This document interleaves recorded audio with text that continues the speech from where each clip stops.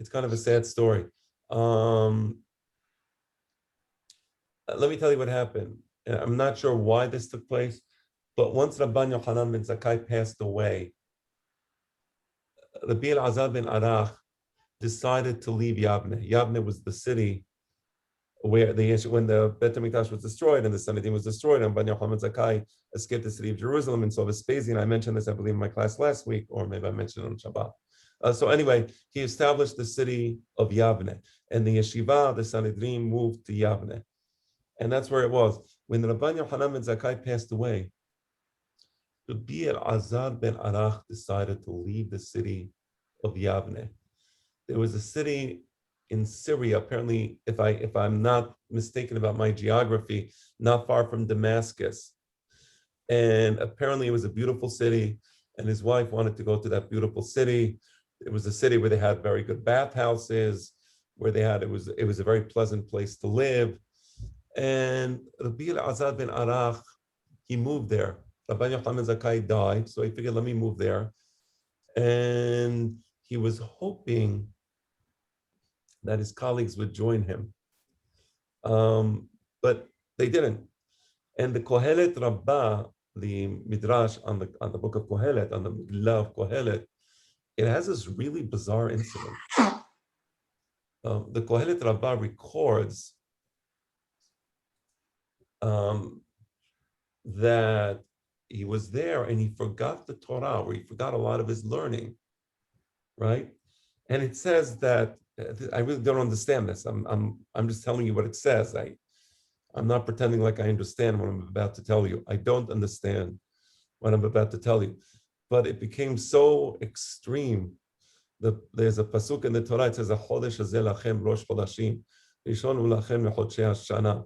That's Parashat HaChodesh that we read the Shabbat before Rosh Chodesh Nisan, right? Or on Rosh Chodesh Nisan if it's Shabbat. So it says, instead of reading HaChodesh hazeh lachem, it says HaCheresh. He reads it, instead of the word HaChodesh, he reads HaCheresh. And instead of lachem, libam. So HaCheresh haya libam. Did their heart become deaf, right? Unable to hear. Instead of reading HaChodesh hazeh lachem, which means this is the month, meaning pointing at the new moon and saying this is the way the Rosh Chodesh is, right? He says, HaCheresh haya libam.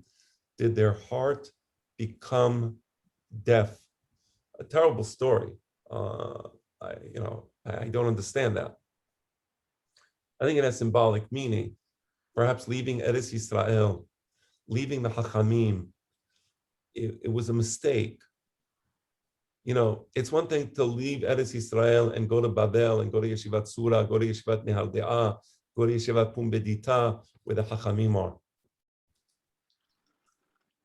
So, if you leave Eretz Yisrael and you go to a place of Torah, you go to Babel, you go with where the Hachamim are, where the Yeshivot are, that's one thing. You can thrive intellectually. And we know that over Jewish history, there were Hachamim, there were great centers of Torah learning in different places in the world, primarily in Babel, during the days of the Tannaim, Emoraim, Gaonim, later on in Andalusia, in Spain, right? So there were great centers of Torah learning. The problem here is twofold. Number one, he left Eretz Yisrael. But number two, when he left Eretz Yisrael, he didn't go to a place where there was Hachamim. And as great as a person is, you can be Rabbi Elazar ben Arakh, and if you're alone, you deteriorate. The mind goes down. It's just not the same. You can't survive as a loner. He thought that he could do it. So he went to this beautiful city and he said, I have all this Torah knowledge. That's it. I don't need, I made it. And the story teaches us that no. You will read HaChodesh hazeh lachem and you will read HaCheresh haya libam, meaning your heart became deaf. Are you understanding the deep meaning of that allegory? your heart, the heart which is the center of the spirit of the human being, that very heart of this great man can fail to hear. Haya Hayresh.